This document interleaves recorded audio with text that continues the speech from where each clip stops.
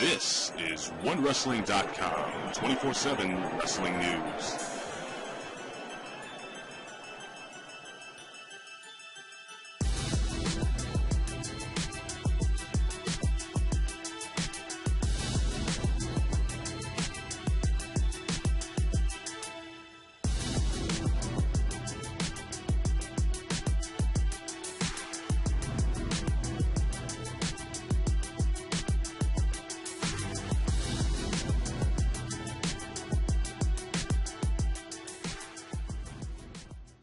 Ladies and gentlemen, this is Big Ray's Wrestling Show. I am the Mark of the Masses, the man with the plan. Big Ray here to stay to talk TNA Today Impact 3/21/2013. Ladies and gentlemen, the Aces and Eights have been running rampant.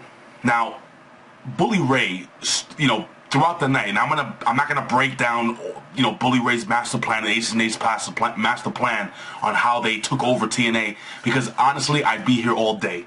You can go on YouTube on the TNA page, and they have a systematic breakdown, a 5-part series on how Bully Ray basically fooled TNA. Now, speaking about fooled TNA, he didn't fool TNA, but he actually fooled, a lot of the fans. He fooled Bill Apter. Bill Apter interviewed Bully Ray about 2 months ago in January, and Bill Apter was really believing in Bully Ray. Now, again, if you guys follow my show, you know that from almost the beginning, from almost my very first show, when the whole Aces and Eights thing started, I've been saying Bully Ray is and has or will be playing a huge role in the Aces and Eights. I just didn't know how big. Bully Ray being the president of the Aces and Eights, and he breaks it down the whole night like it was a Scooby-Doo, at the end of Scooby-Doo when the bad guy gets caught, he's like, well, I did this and I did that, and anyway, it doesn't really matter. But we're gonna jump into which was a really good night, and I'm gonna make a statement now, and I want to hear what you guys say. You guys have been leaving a lot of comments. You guys have been, I'm getting a lot more viewers, so I appreciate it. I want to thank you guys. You can follow us here at OneWrestling.com or YouTube /OneWrestling Video. You can follow me on Twitter at Big Ray Show. It has been really interesting the last couple of weeks, and again, I did Raw this past week with Bill. And this is the statement I'm going to make. I honestly think that TNA Impact over the last 2 or 3 weeks has been better than Monday Night Raw. I mean, go match for match.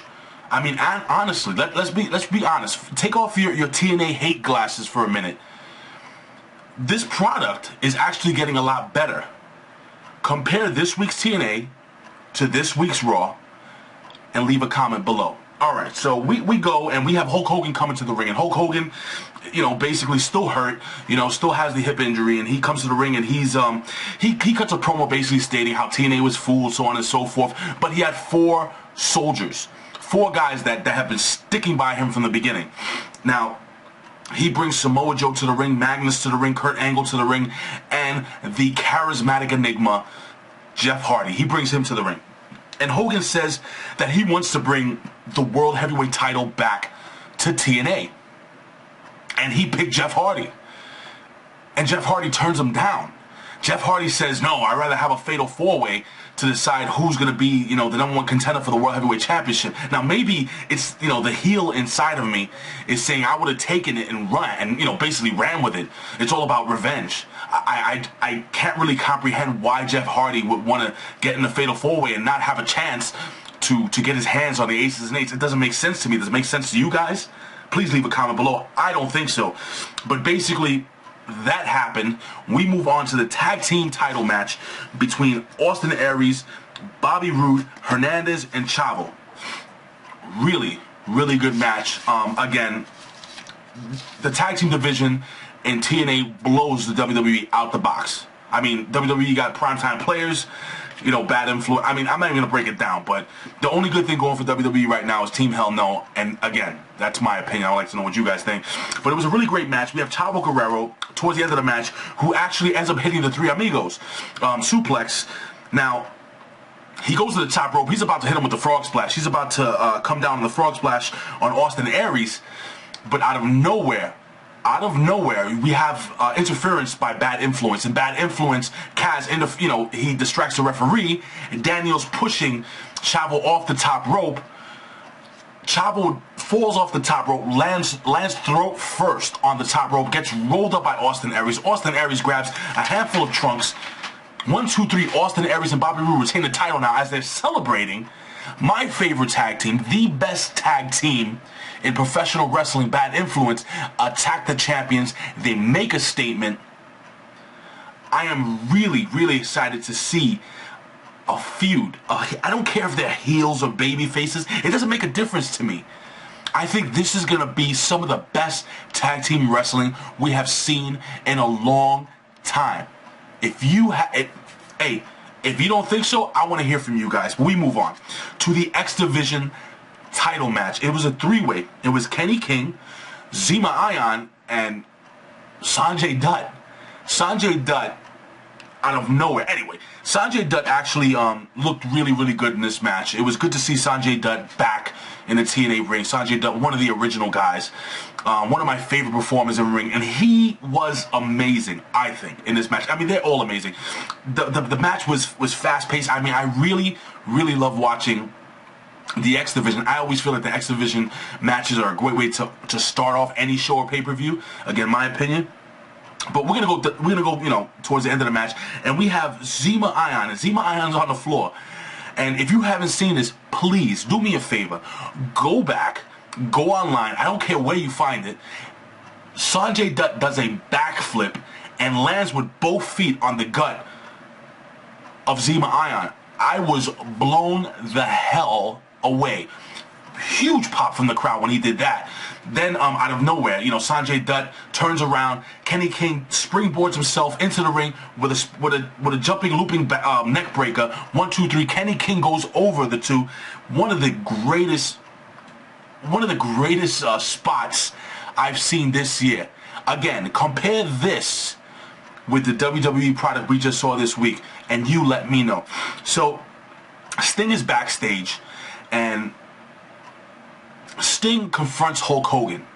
Now, Hulk Hogan does not want anything to do with Sting. He actually says, Sting, brother, when things hit the fan, dude, all you do is you stand in the rafters and you don't say anything. Referring to when Sting had was doing the old crow thing back in WCW. And Hulk Hogan basically says he doesn't want to have anything to do with Sting. He wants Sting to go away. And Sting said, Sting is adamant about revenge. Now, are we going to see the old crow Sting? I've been reading, guys, if you think I don't read your comments, I read your comments, I get your tweets. Is it possible that we're going to see the whole crow Sting thing? Well, I'm going to get into that a little later on.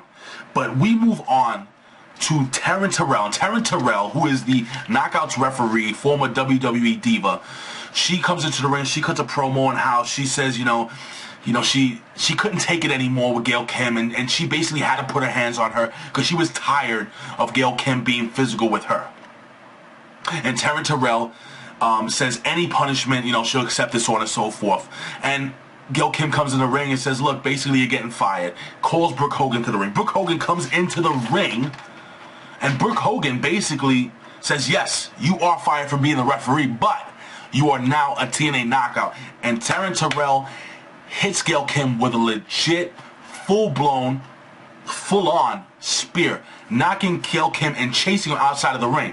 Now, what was funny was, while this was all going on, Brooke Hogan's back is turned, and we have Bully Ray, who sneaks up behind Brooke, and Brooke is like, I loved you.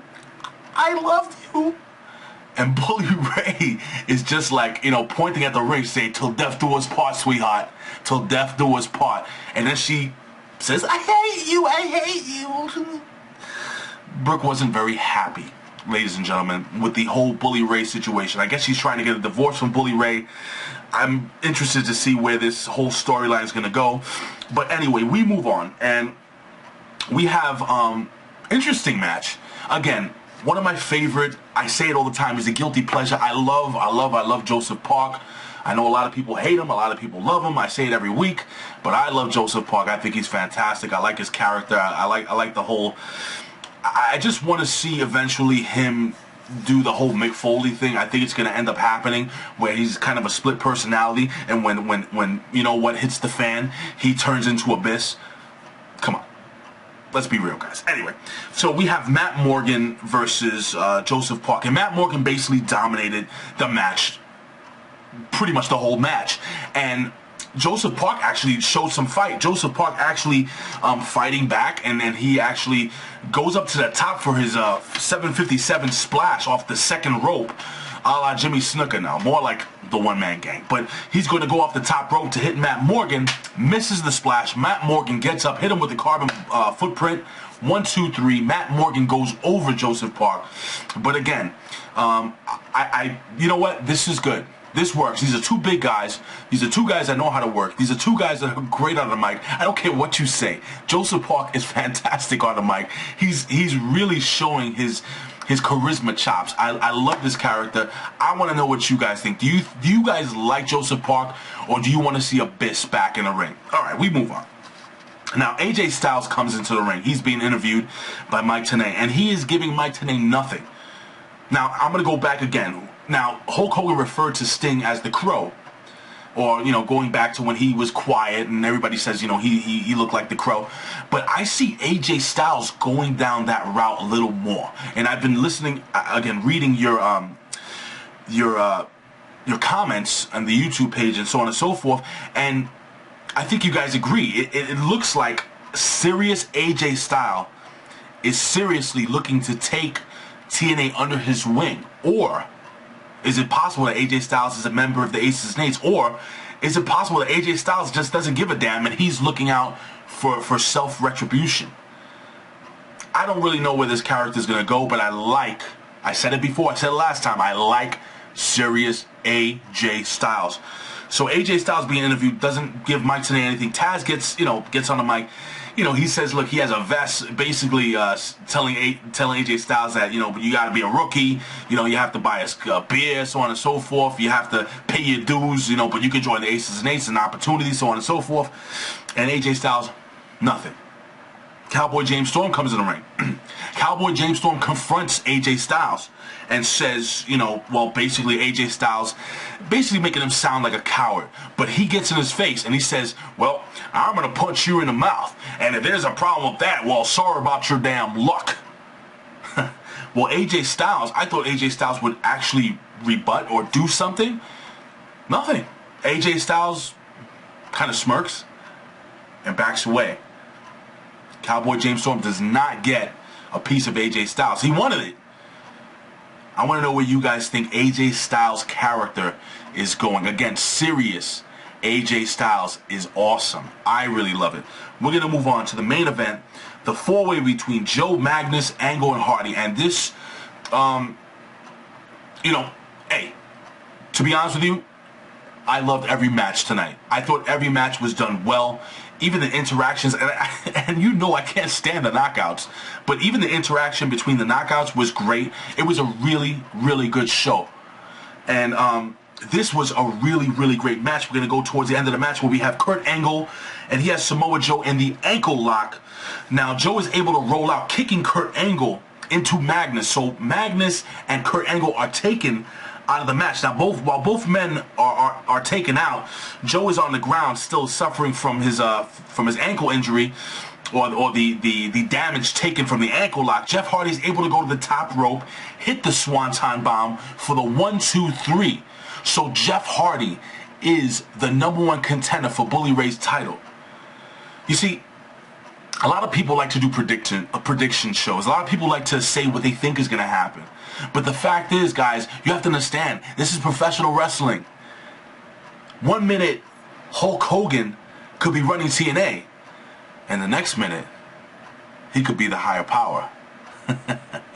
Ladies and gentlemen, you can follow me here every week at onewrestling.com, YouTube /OneWrestling video. Please follow me on Twitter at Big Ray's Show. Ladies and gentlemen, this has been Big Ray's Wrestling Show. This has been my Impact recap, review, and results show. Ladies and gentlemen, I hope to see you next week. And look out for me and Bill Apter. Actually, this week, Bill Apter will not be doing Raw. It looks like Big Ray is going to be flying solo. So look out for that. I'll be recapping Raw this Monday night. Ladies and gentlemen, I'll see you soon. WrestleMania is right around the corner. I'm looking to do a big show. I'll see you. And don't forget, I'm going to be at WrestleCon with Bill Apter this month, the 6th of this month, April 6th. So I hope to see you guys there. Ladies and gentlemen, let me go. I'm running out of time. Again, Big Ray's Wrestling Show. Come check me out next week. Peace.